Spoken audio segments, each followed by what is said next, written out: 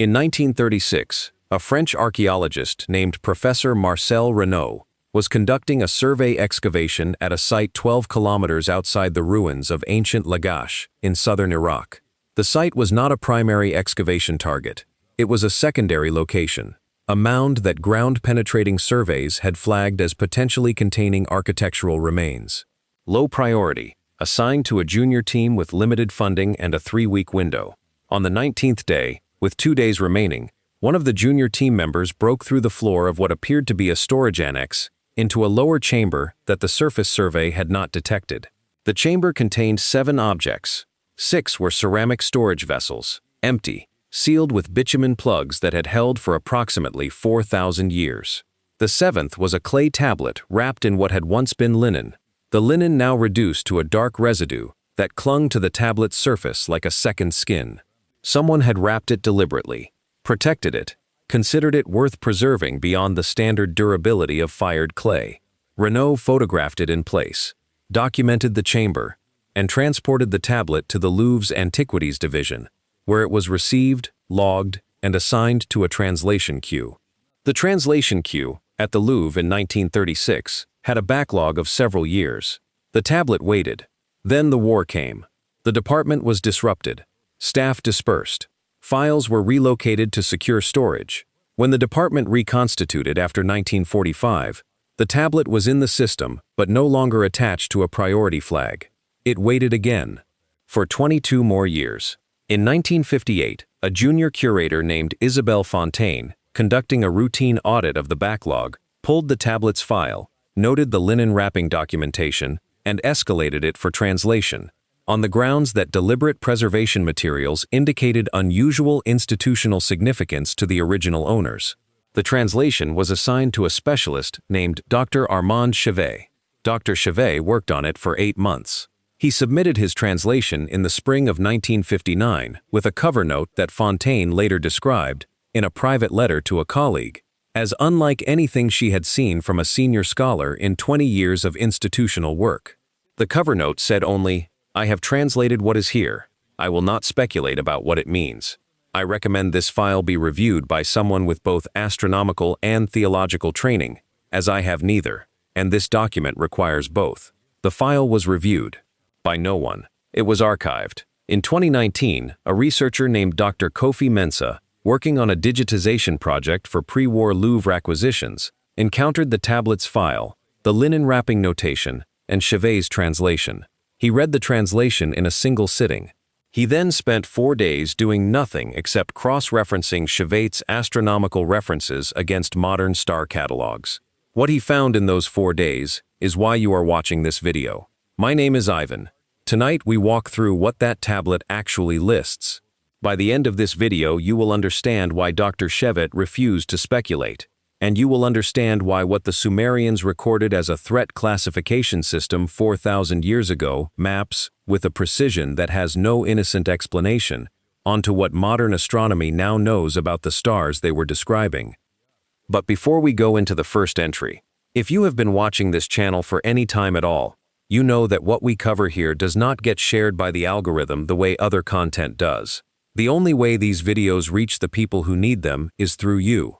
Right now, before we go any further, if you find value in this work, hit subscribe and turn on notifications, because what I am about to walk you through is the kind of content that gets buried, and the people who need to hear it deserve to find it.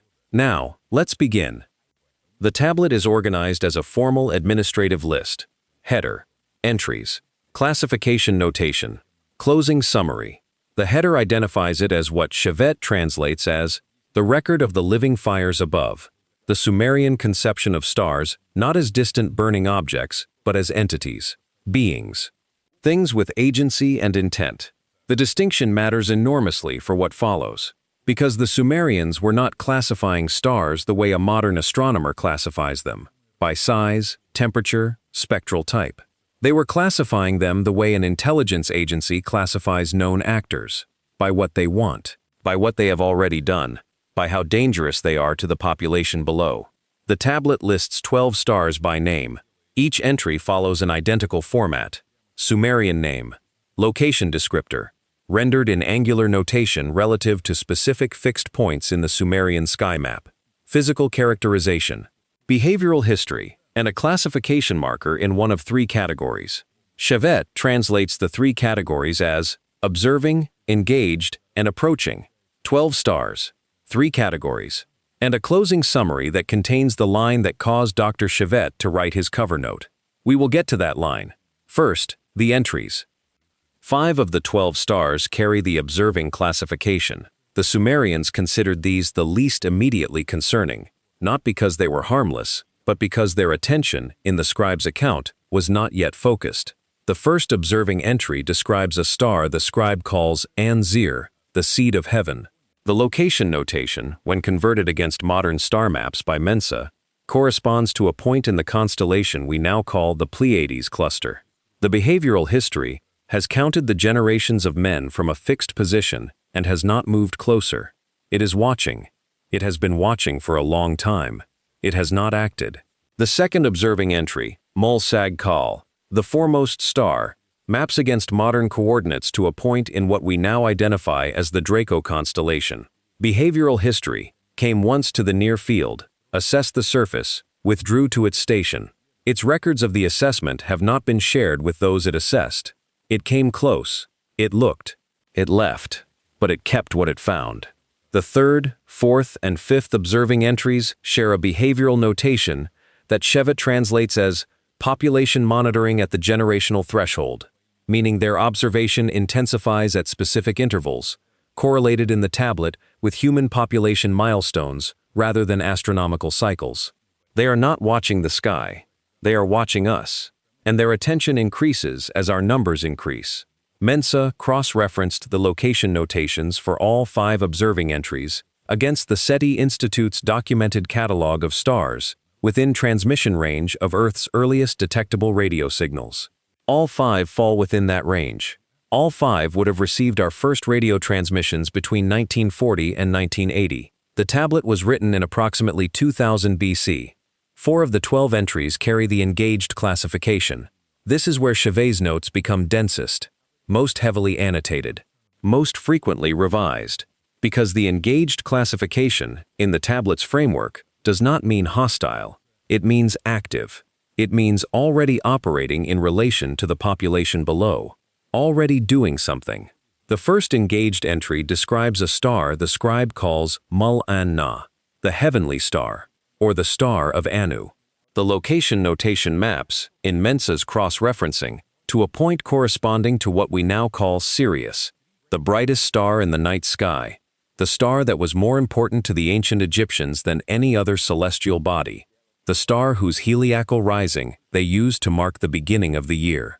Behavioral history descended knowledge to the riverlands in the period before the Great Water, withdrew before the water came, has not descended since, but has not withdrawn its attention.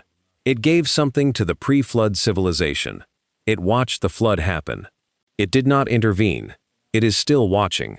The second engaged entry, Mul-Babar, the white star, corresponding in Mensa's mapping to what we now call Jupiter, carries a behavioral notation the tablet renders as regulates the field conditions of the living zone.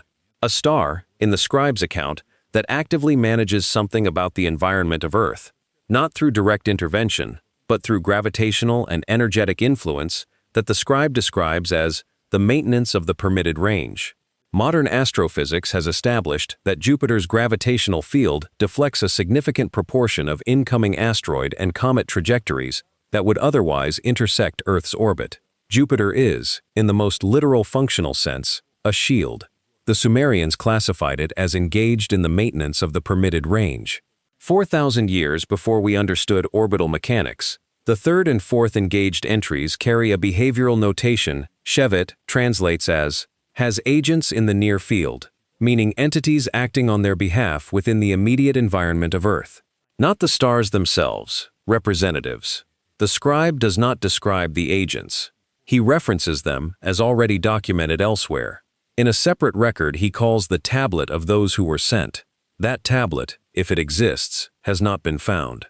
Before we go into the approaching class, because this is the classification that made Chevet write his cover note, and made Mensa spend 4 days cross-referencing before he wrote a single word. I want to ask you something directly. If you have watched this far, you are not here by accident. The people who find this content are the people who already know, at some level, that the picture they have been given of the world is incomplete.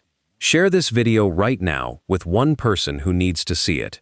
Not later, right now. Because the approaching classification is the one that concerns the present moment. And the people who need this information are running out of time to find it on their own. Share it, then stay with me. 3 of the 12 entries carry the approaching classification, and this is where the tablet stops functioning as ancient history. The approaching classification, in the scribe's framework, does not mean moving toward Earth in the physical sense of a star changing position. The scribe uses a word for approaching that Shevet spent 3 months on before settling on a translation. The word's root means entering the period of action, moving from a passive state to an active one, crossing from observation or engagement into something the scribe describes as the execution of the original purpose. The first approaching entry describes a star the scribe calls An Dara Ana, the star that hangs from heaven's cord. The location notation maps in Mensa's cross-referencing to a binary star system in the constellation we call Orion, specifically to the stars we now call the Belt, the 3 aligned points that appear in the megalithic architecture of Egypt, Peru, and Lebanon. The same 3 locations identified in the species tablet as the construction sites of the stone builders. Behavioral history, built on the surface through those they instructed. The constructions remain. The builders withdrew. The constructions are the signal.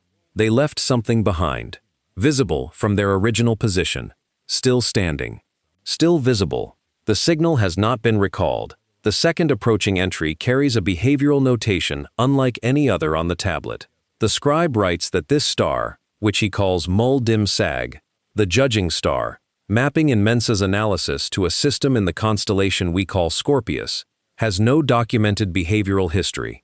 Not because it has done nothing, because, the scribe writes, its actions occur beneath the threshold of what can be recorded from the surface.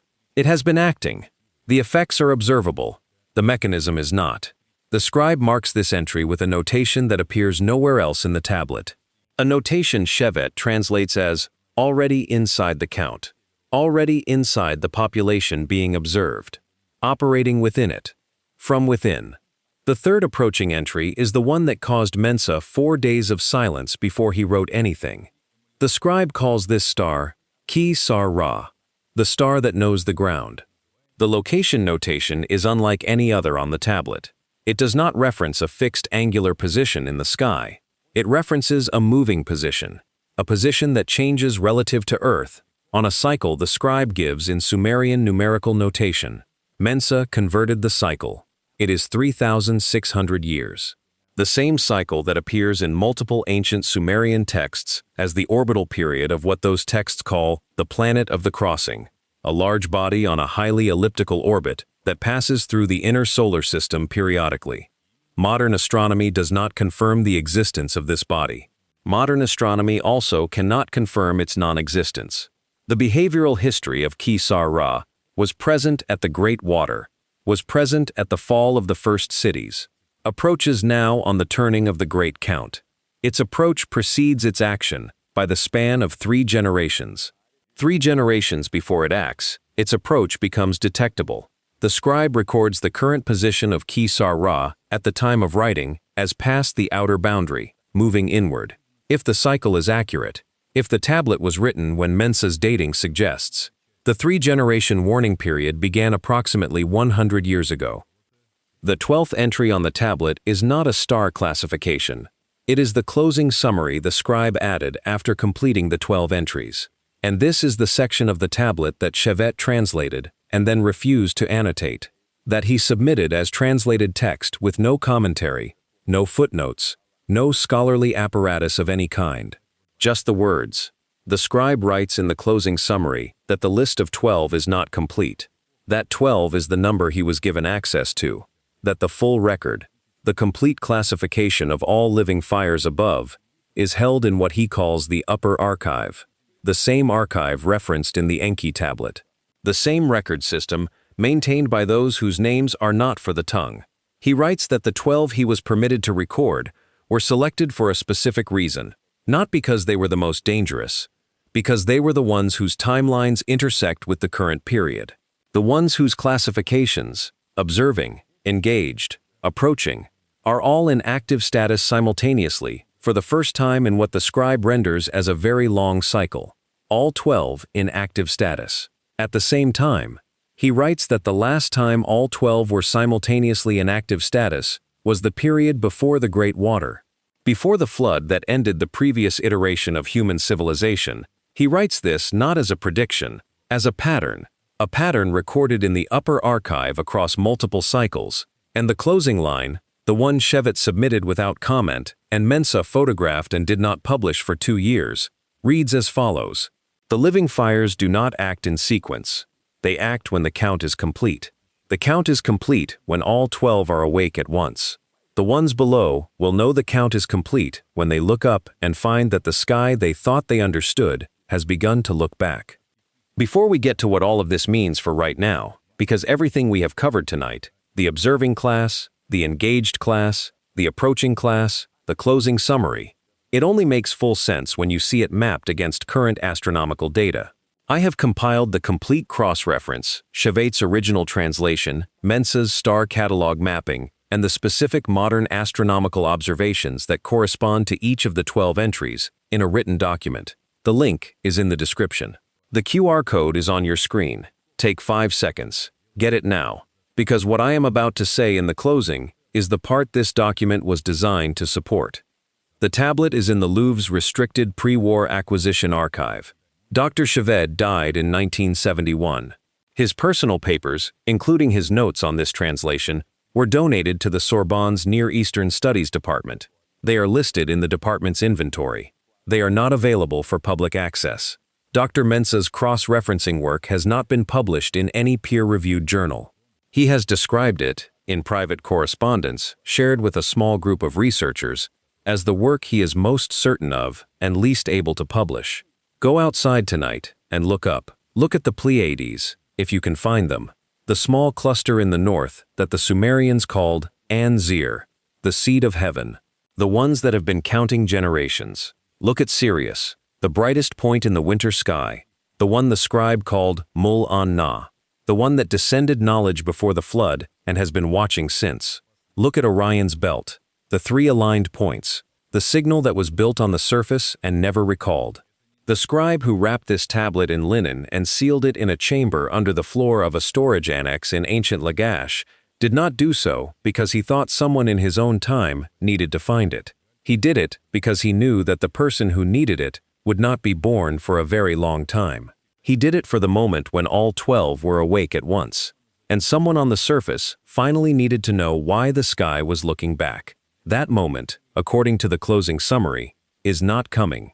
According to the pattern recorded in the upper archive across multiple cycles, it is now. If this opens something for you, leave a like, subscribe to the channel, and send this to someone who needs to see it. And my friend, we are competing for the iBest Award for Best Trivia Channel and Best 60+ Presenter. Vote every day in June, follow iBest on Instagram, and your vote counts double. The link is pinned in the comments. Big hug, see you in the next one.